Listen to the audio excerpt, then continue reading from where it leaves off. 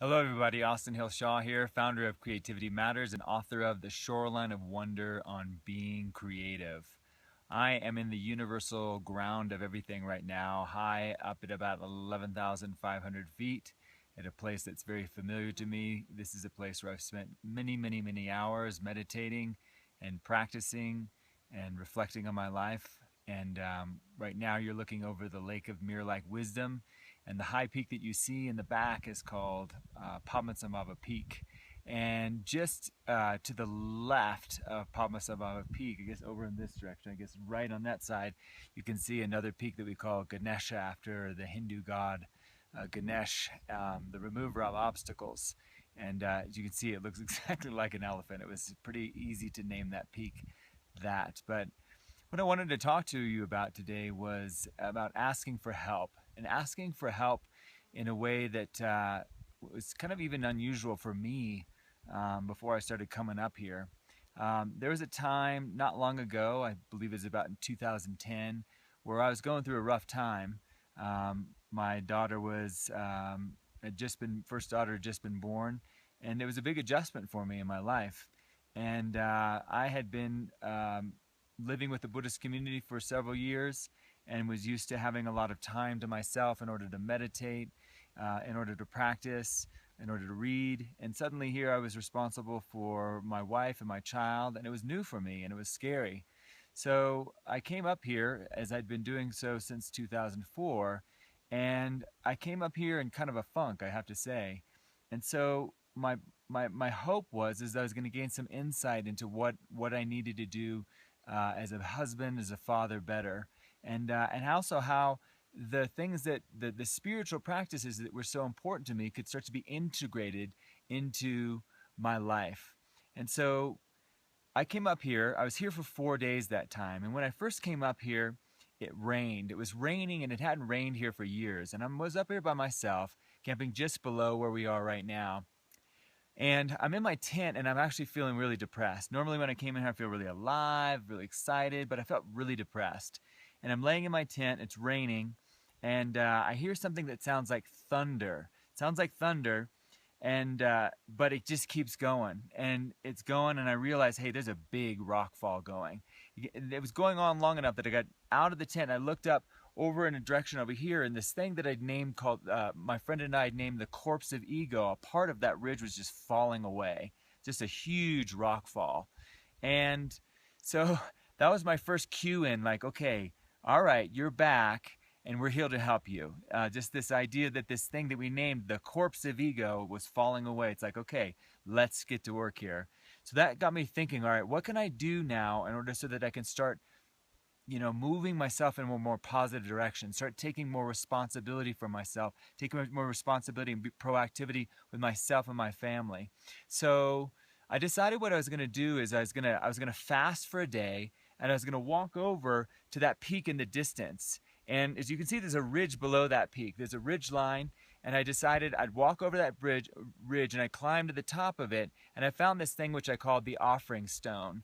And it's essentially something about the size of a truck on top of the ridge that I climbed up on and sat and did a practice to Padmasambhava, a sadhana practice. And a sadhana practice is just chanting, meditation, visualizations, and offerings, and also supplication, asking for help. So there I was, supplicating Padmasambhava Peak to help with my life. And it was very emotional. The sky was kind of like it was today, where there's clouds and light and then darkness. And it was really kind of, how to say, matching my inner experience. And then when I was sitting on the ridge line, I also saw that there was 4 lakes, what are called glacial tarns or paternosters, lakes in a row, where this valley behind that ridge had carved out, and again, there's 4 lakes going down towards Kings Canyon. So I decided, as part of this, I was going to go through a purification ritual. And usually within the Buddha Dharma, they talk about the 3 bodies. There's the mind, there's the body, there's the mind, there's body, there's speech, and there's mind. And then there's the sum total of the 3, which is called the Svabhavakaya. It's like all the bodies put together.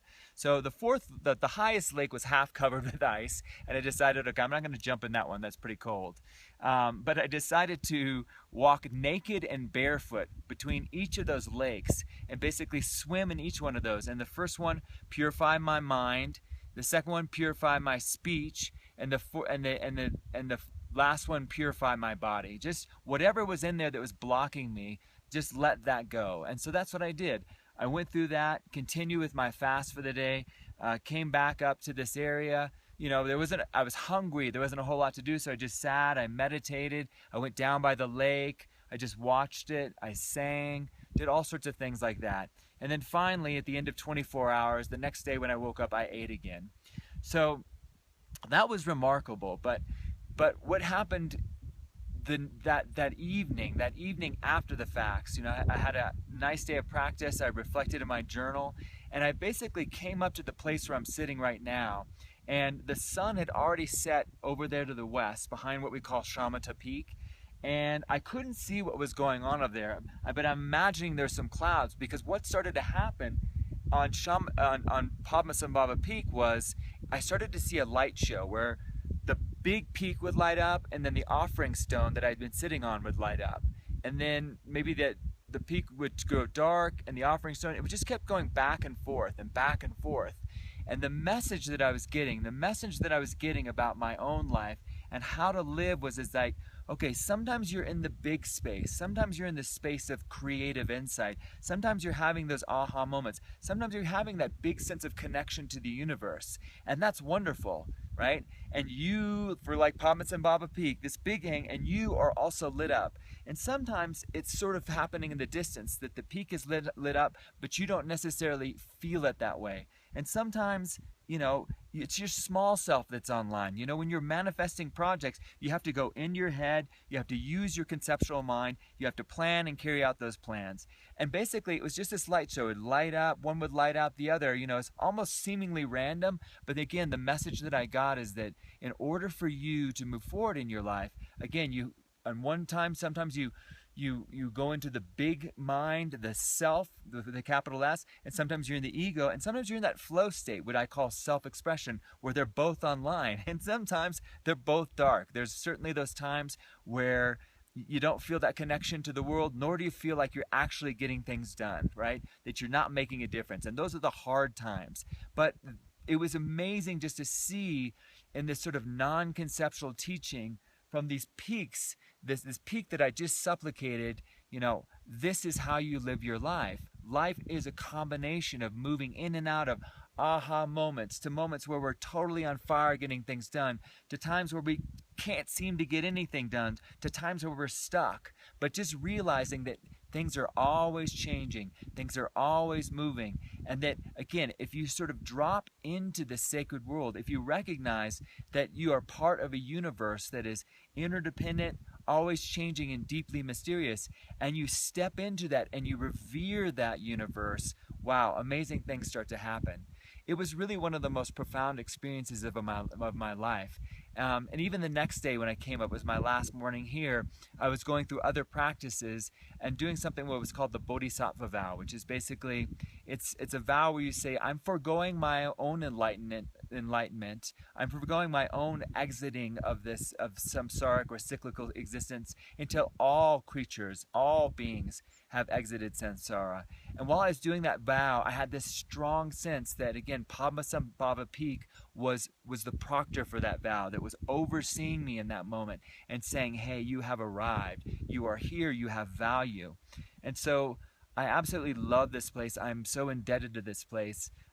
This is my 11th year that I've been here, and not only in this place, I've been in other places these years, but this is the place that I come to the most. It's the most meaningful to me, again, because I have so many relationships with the Lake of Mirror-like Wisdom, Padmasambhava Peak, Ganesha, other peaks that we have over in this area. Even the plants, I've worked with the plants before, asking them to help me with things in my life.